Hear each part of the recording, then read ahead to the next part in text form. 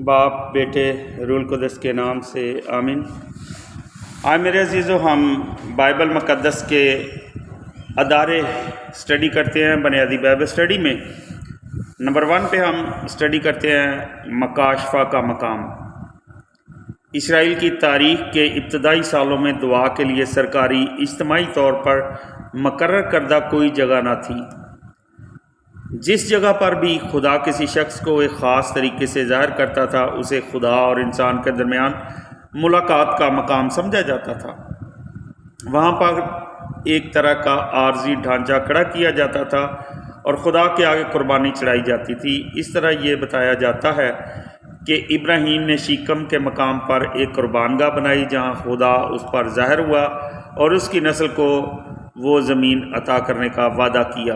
ملادہ فرمائے تکوین کی کتاب 12 باب اس کی 6 آیت سے 8ویں آیت۔ یعقوب نے لوز کے مقام پر یادگاری پتھر نصب کیا جہاں خدا اس پر ظاہر ہوا۔ اس کے بعد یعقوب نے اس جگہ کا نام لوز سے بیتیل میں تبدیل کیا جس کا مطلب ہے خدا کا گھر۔ ملادہ فرمائے تکوین کی کتاب 28 باب 10ویں آیت سے 22ویں آیت۔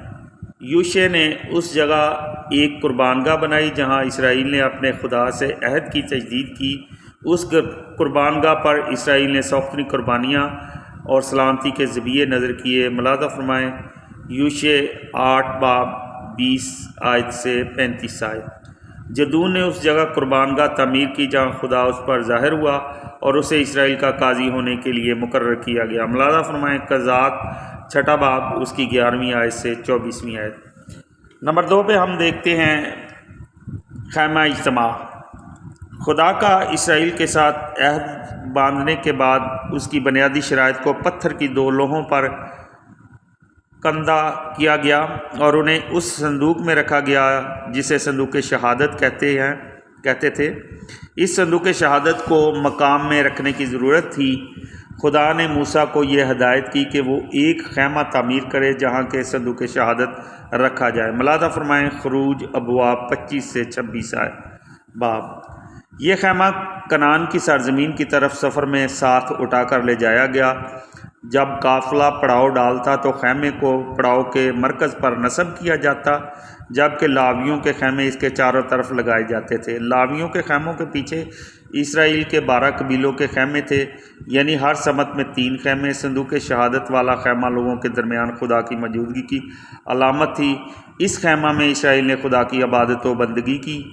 جب اسرائیل کسی بھی معاملہ پر خدا سے مشاورت کرنا چاہتے تھے تو وہ خیمہ میں داخل ہوتے تھے اور مشاورت کرتے تھے۔ ملادہ فرمائے خروج 29 باب 42 سے 46 آیت۔ کنعان میں صندوق شہادت پہلے بیتیل کے مقام پر رکھا گیا، تب شیلو کو لے جایا گیا۔ ملادہ فرمائے سیمویل کی پہلی کتاب 4 باب 3 آیت۔ پھر بیت شمس۔ ملادہ فرمائے سیمویل کی پہلی کتاب اس کا 6 باب 3 سے 15 آیت۔ پھر کرتے یریم سیمویل کی پہلی کتاب 7 باب 1 آیت۔ پھر جات۔ ملادہ فرمائیں سیمویل کی دوسری کتاب اس کا 6 باب 1 آیت سے 11 آیت۔ اور بالآخر داؤد بادشاہ صندوق شہادت کو یروشلم میں لایا۔ ملادہ فرمائیں سیمویل کی دوسری کتاب 6 باب 12 سے 22 آیت۔ نمبر 3 پر ہم جو ادارہ اسٹڈی کرتے ہیں وہ ہے ہیکل۔ دعا اور عبادت کے لیے پہلی مستقل عمارت ہیکل تھی۔ اس قسم کی عمارت کو بنانے کا خیال سب سے پہلے بادشاہ داؤد کو آیا، لیکن اسے اس کے بیٹے بادشاہ سلیمان نے حتمی شکل دی۔ ہیکل اس خیمہ اجتماع کے لیے متبادل تھی جس نے صندوق شہادت کو اپنے میں محفوظ رکھا۔ یروشلم میں تعمیر ہونے کی وجہ سے سلیمان کی ہیکل یروشلم کے تمام قبائل کے لیے عبادت کی جگہ تھی، لیکن متحدہ سلطنت کی تقسیم کے بعد یہ صرف یہودا کی سلطنت کے لیے رہ گئی۔ یہ پہلی ہیکل 587 قاف میم میں بابل کے ہاتھوں تباہ ہوئی اور اس کے قیمتی و نایاب ظروف بابل لے جائے گئے۔ جب یہودا کے لوگوں کو یروشلم میں واپسی کی اجازت مل گئی تو دوسری ہیکل 520 قاف میم میں تعمیر ہوئی اور 515 قاف میم میں اس کی تقدیس ہوئی۔ دوسری ہیکل یونانی حکمران نے ناپاک کی جس نے اس میں خنزیر کی قربانیاں گزرانی۔ اس نے یہودیوں کو ہنگامہ آرائی پر اکسایا۔ انہوں یعنی مکابیوں کا زمانہ نے دوبارہ ہیکل پر قبضہ جما لیا اور 165 کا میم میں اس کی دوبارہ تقدیس ہوئی۔ 19 کاف میم میں ہیرودیس بادشاہ نے ہیکل کی وسیع تر تعمیر نو اور تزائین و آرائش اس حد تک کی کہ اسے تیسری ہیکل سمجھا گیا۔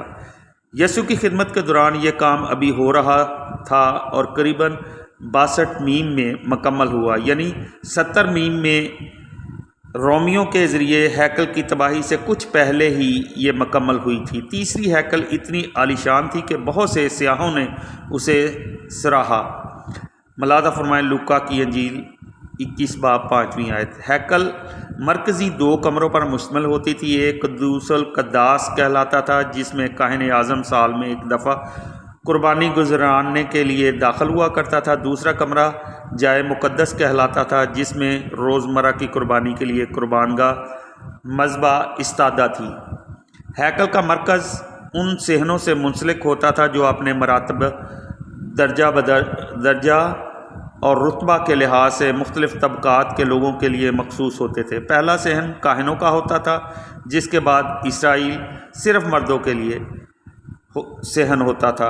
اس کے آگے اسرائیل کی خواتین کے لیے صحن مخصوص ہوتا تھا۔ سب سے بیرونی صحن غیر قوموں کے لیے ہوتا تھا جس کے لیے اپنی حدود سے آگے جانا ممنوع تھا۔ نمبر 4 پہ ہم دیکھتے ہیں عبادت خانہ۔ عبادت خانہ سیناگوگ یونانی زبان کے لفظ سے نکلا ہے جس کا مطلب ملنے، اجتماع کی جگہ یا جماعت ہے۔ عبادت خانہ یہودیوں کی جائے دعا، بائبل کی تلاوت و تشریح اور جماعتی معاملات پر بات چیت کرنے کی جگہ تھی۔ بابل کی اسیری کے دوران دعا کی اس جگہ کی ابتدا و اصل ہوئی۔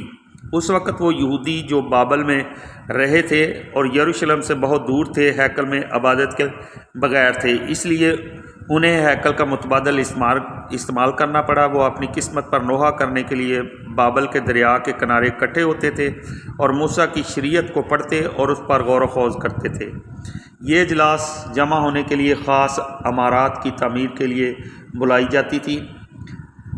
جلاوطنی سے واپسی اور دوسری ہیکل کی تعمیر کے بعد عبادت خانے اپنے فرائض انجام دینے سے نہ رکے۔ اس کے برعکس جہاں بھی یہودیوں کی مناسب آبادی تھی وہاں ایک عبادت خانہ بنوا دیا جاتا۔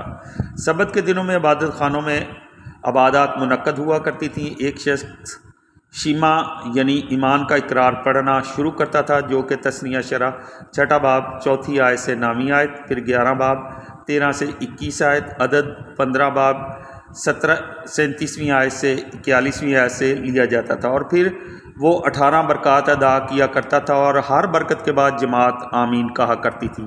ایک اور شخص توریت اور انبیاء سے پڑھا کرتا تھا، چونکہ متن عبرانی زبان میں پڑھے جاتے اسی لیے اس کا بیک وقت ترجمہ آرامی زبان میں ہوتا تھا۔